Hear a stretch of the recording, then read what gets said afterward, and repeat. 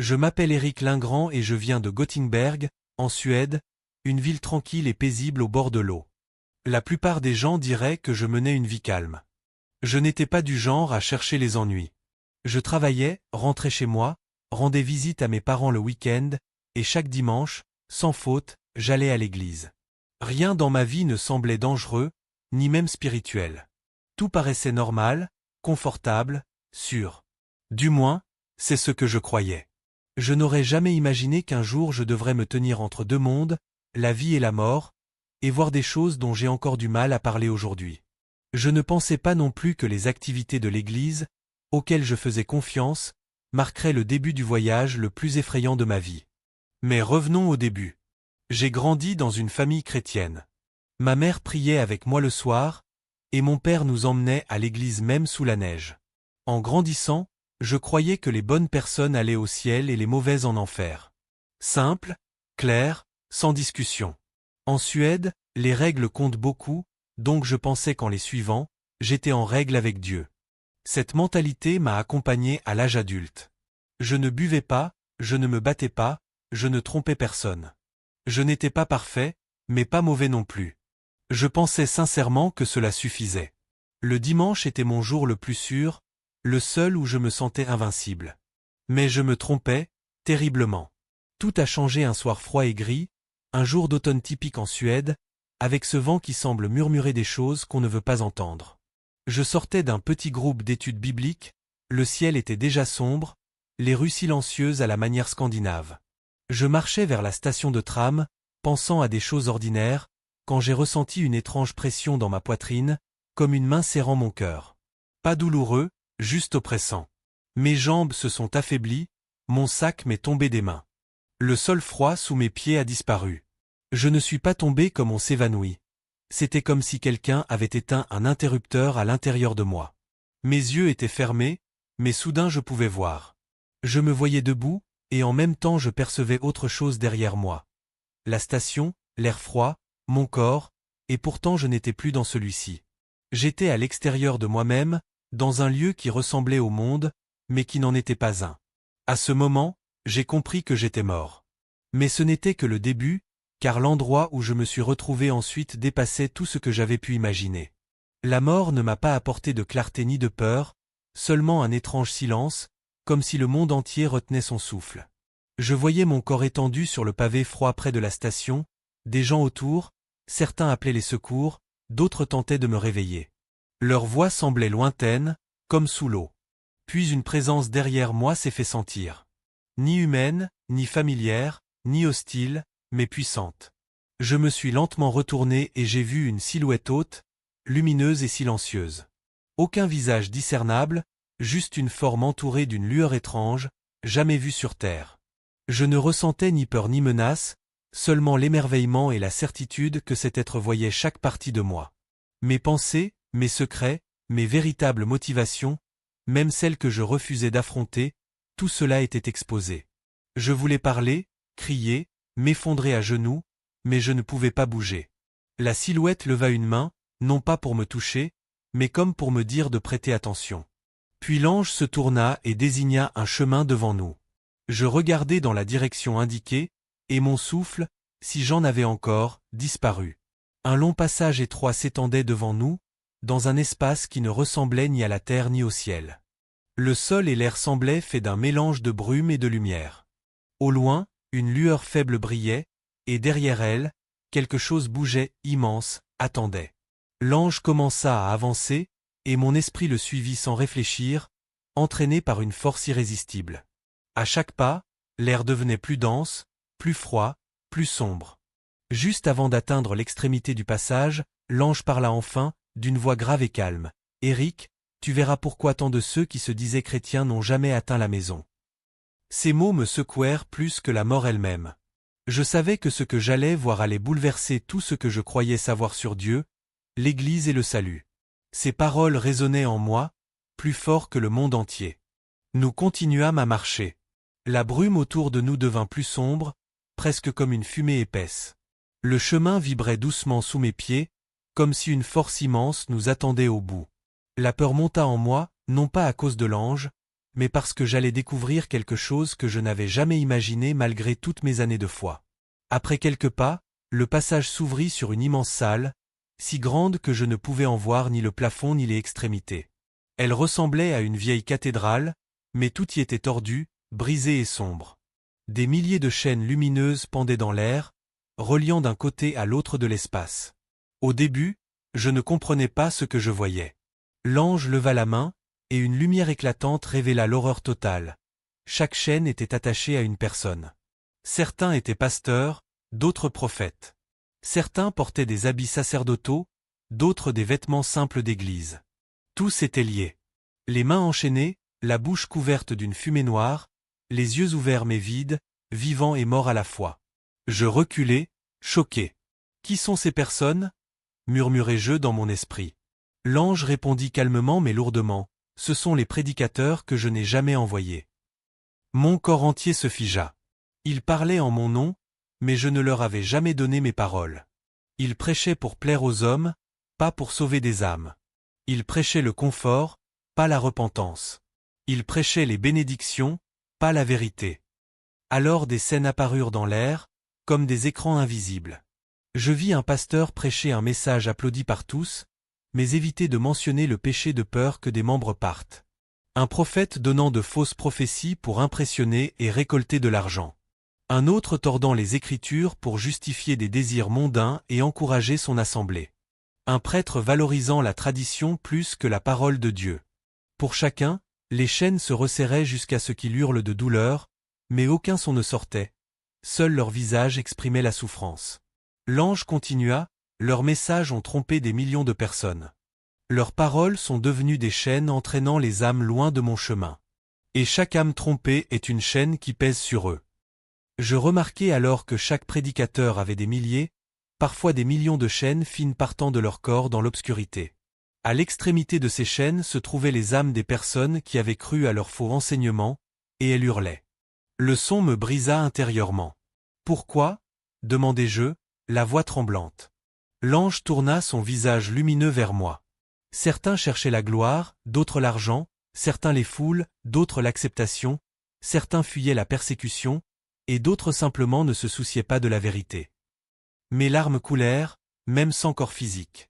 L'ange conclut, lentement et douloureusement, prêcher n'est pas un spectacle. C'est une responsabilité pour les âmes. Et beaucoup de ceux qui ont prêché en mon nom ne m'ont jamais connu. Je regardai une dernière fois la salle autour de moi.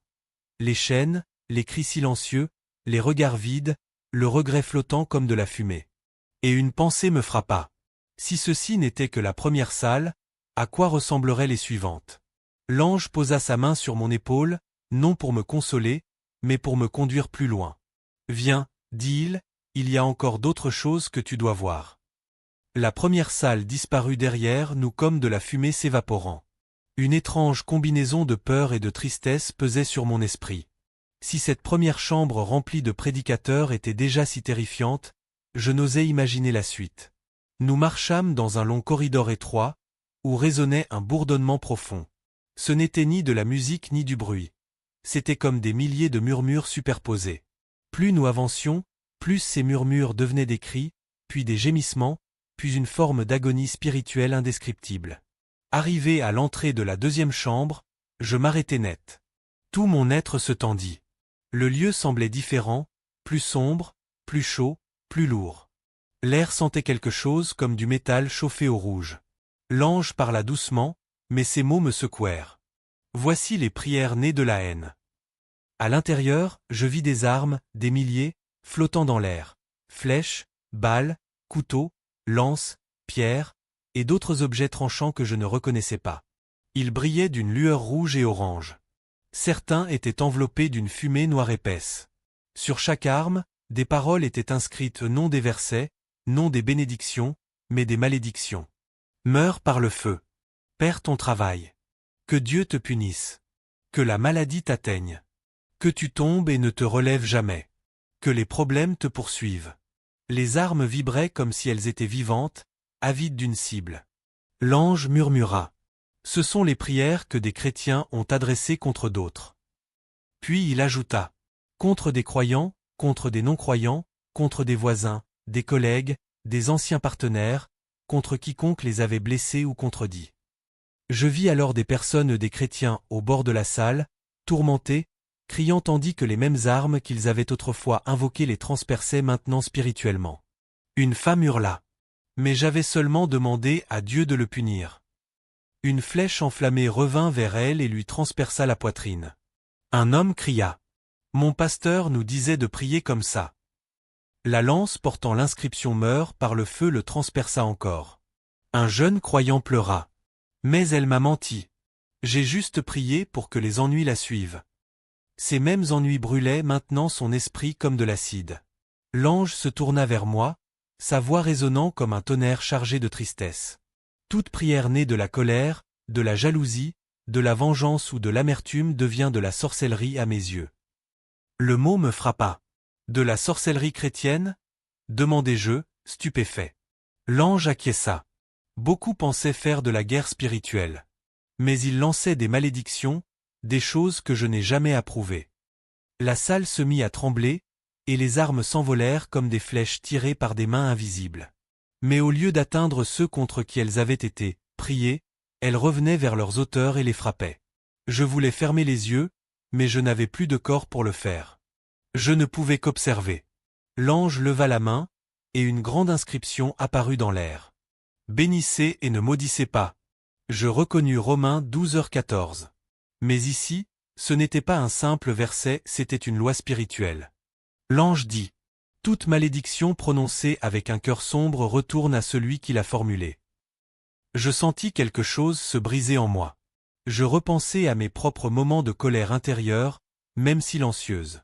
Je n'avais jamais prié des malédictions, mais je compris que souhaiter du mal était déjà le début des ténèbres.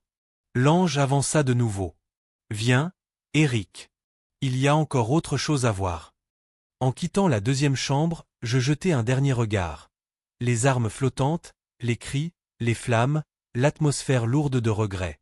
Je savais que les chambres suivantes révéleraient des vérités encore plus profondes. Nous avançâmes jusqu'à une grande porte. Elle n'était pas sombre comme les précédentes, mais éclairée d'une lumière dorée et triste. L'ange se tourna vers moi, sa voix plus lourde encore.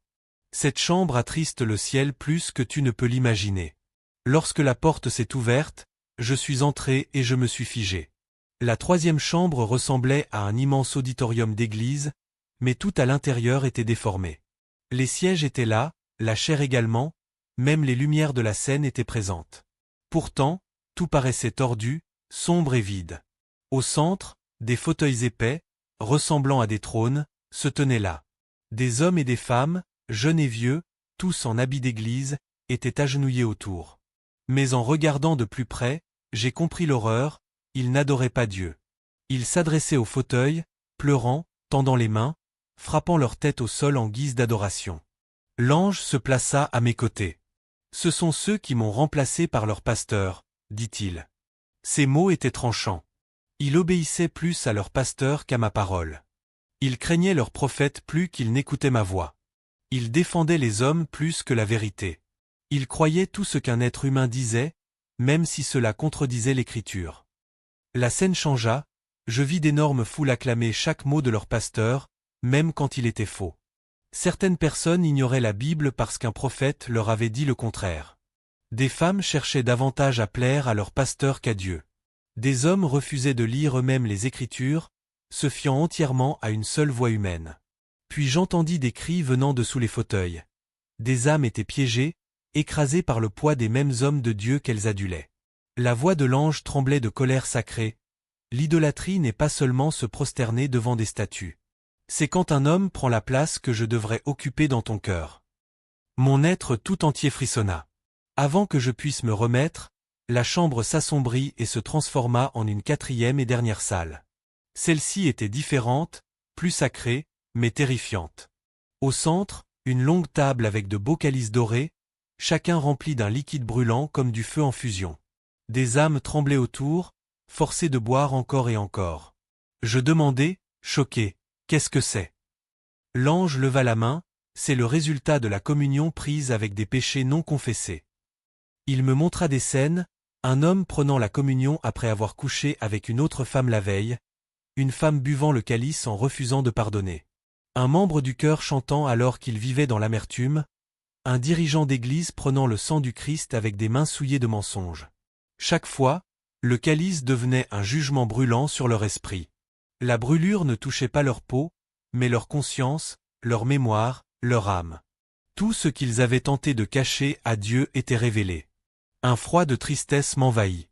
Si la table de communion, si sacrée, pouvait devenir un lieu de jugement, alors ma compréhension de la sainteté était bien plus profonde que je ne l'avais imaginé. L'ange toucha doucement mon bras, il est temps pour le dernier message. Et soudain, les chambres disparurent. Le silence qui s'ensuivit était profond, calme, presque sacré.